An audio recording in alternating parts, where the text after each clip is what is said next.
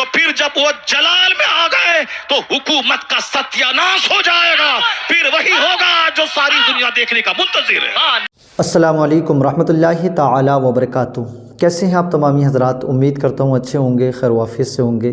اور دعا کرتا ہوں پروردگار اچھا رکھے، خیر و عافیت کے ساتھ رکھے۔ ہندوستان کے ایک بہترین عالم دین جسے آپ نے بارہا سنا ہوگا اور جانا ہوگا، حضرت علامہ مفتی شہریار خان صاحب قبلہ۔ آپ نے ان کی کئی ساری تقریروں کو سنا ہوگا، کئی ساری بیانات آپ نے سنے ہوں گے،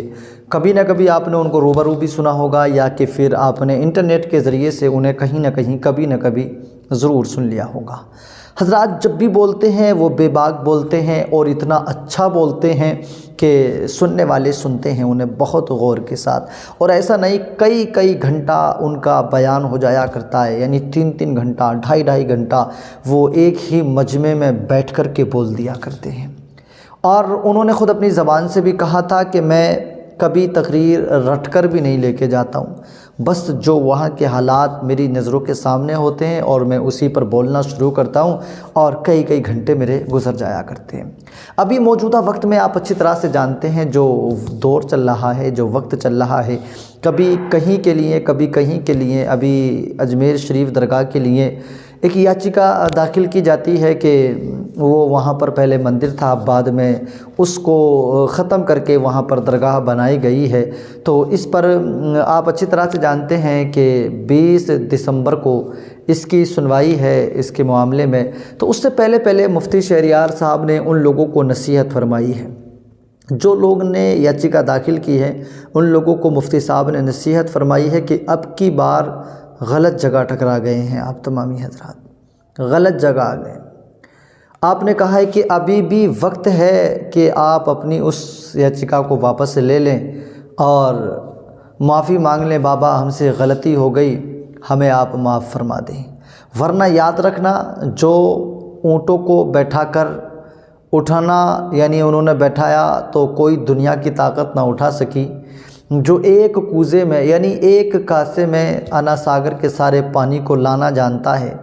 وہ تمہاری یاچیکاؤں کا علاج کرنا بھی جانتا ہے، وہ تمہارے سر پر جو بھوت سوار ہے نا اس کو اتارنا بھی جانتا ہے۔ مفتی شہریار صاحب قبلہ نے کیا اچھا بیان کیا ہے۔ آئیے پہلے میں آپ کو ان کی یہ تقریر سنواتا ہوں، اس کے بعد میں کچھ باتیں کریں گے۔ پہلے میں بھی اور آپ بھی مفتی صاحب کا یہ بیان سنتے ہیں، سن لیجئے گا۔ اس درگاہ کے خلاف پٹیشن درج ہوتا ہے اور صاحب کورٹ والے اس کو ایکسپٹ کر کے سنوائی کی تاریخ طے کر دیتے ہیں۔ اب تو ہم لوگ خاموش ہیں، خاموش رہیں گے، دیکھتے ہیں جو بادشاہ کے اونٹ کو بیٹھانے والا اب ان کی شرارت پہ کیسے پہرا لگتا ہے۔ مجھے یقین حاصل ہے اب ہندوستان کا 40 کروڑ مسلمان اب غریب نواز کی کرامت دیکھنے کے لیے منتظر ہے کہ ہندوستان کا راجا اپنی کرامت دکھائے گا۔ اور مجھے لگ رہا ہے ان کی شرارت جب بڑھ رہی ہے، ان کی شرارت خوب آگے بڑھ رہی ہے، تو اب جب بندروں کو گیدڑوں کو موت آتی ہے تو شہر کی طرف رخ کرتا ہے۔ چھوٹی باتیں تو بولتا تھا، ہم نظر انداز کرتے تھے، اب بڑے شہنشاہ کی بارگاہ میں پہنچ گیا ہے، وہاں چھیڑخانی کر رہا ہے۔ اب بس قریب ہے وہ وقت جب غریب نواز کا جلال رنگ لائے گا، اور جب وہ جلال رنگ لائے گا ان کا سارا غرور چکنا چور ہوگا، اور مصطفیٰ کے غلاموں کو اللہ عزتوں سے بالا بال بنائے۔ نعرہ تکبیر، نعرہ رسالت، مسلک اعلیٰ حضرت، مذہب اسلام، حضرت حبیب اللہ فیضی صاحب قبلہ، حضرت شہنواز حسان صاحب قبلہ، علامہ ڈاکٹر شہریار رضا صاحب قبلہ قادری۔ ظلم کی انتہا ہو گئی، ظلم کی انتہا ہو گئی۔ جس آستانے سے کروڑوں ہندو فیض اٹھاتے ہیں، جن کی غریبی دور ہوتی ہے، بھیک مانگنے کے لیے 24 گھنٹے پڑے رہتے ہیں، اس مقدس آستانے کے خلاف انہوں نے چھیڑ چھاڑ کرنے کی کوشش کی ہے۔ ابھی بھی وقت ہے کہ جا کے بابا کی بارگاہ میں چلے جاؤ، اپنا پیٹیشن کورٹ سے واپس لے لو، اور بابا کی چوکھٹ پہ جا کے بولو، بابا چھما کر دیجئے، ہم سے غلطی ہو گئی، ورنہ یاد رکھنا جو انا ساگر کو ایک کوزے میں لا سکتے ہیں، یاد رکھنا جو بادشاہ کے اونٹ کو بیٹھا سکتے ہیں، تو پھر جب وہ جلال میں آ گئے تو حکومت کا ستیاناش ہو جائے گا، پھر وہی ہوگا جو ساری دنیا دیکھنے کا منتظر ہے۔ نعرہ تکبیر، نعرہ رسالت، خواجہ کا ہندوستان، فیضان غریب نواز۔ اے قوم مسلم، آپ کو قانون ہاتھ میں نہیں لینا ہے، آپ کو سڑک پہ آ کر کے بہت بڑا پروٹیسٹ نہیں کرنا ہے۔ یہ معاملہ شہنشاہ ہندوستان کا معاملہ ہے، اب معاملہ ان کی کورٹ میں پہنچ چکا ہے، بس ہم لوگ وہی کریں جو سرکار دو جہاں کے دادا عبد المطلب جب ابرہا جو ہاتھیوں کا فوج لے کے خانہ کعبہ کو ڈھانے آ رہا تھا، عبد المطلب نے کیا کہا تھا کہ ہر شخص اپنے گھر کی حفاظت کرتا ہے، اے اللہ یہ تیرا گھر ہے، تو اپنے گھر کی حفاظت کر۔ اتنا کہہ کے پہاڑ پر چلے گئے اور پھر وہ دیکھنے لگے، دیکھیں رب کریم اپنے گھر کی حفاظت کیسے کرتا ہے۔ ساری دنیا جان رہی ہے کہ الم تر کیف فعل ربک باصحاب الفیل، کیا اس کے ساتھ سلوک ہوا؟ ابرہا ذلیل ہو کے مرا، اس کے سارے ہاتھی مرے، ایک چھوٹا سا کنکر پتھر اس کے غرور کو توڑ کے رکھ دیا، سارے دھاراشائی ہو گئے۔ ہم تو یہی دیکھتے ہوئے آ رہے ہیں 1400 سال کے اندر، اللہ رب العزت بہت بے نیاز ہے، اللہ رب العزت بے نیاز ہے، کوئی بھی ظالموں کا ظلم اس کو تھکا نہیں سکتا،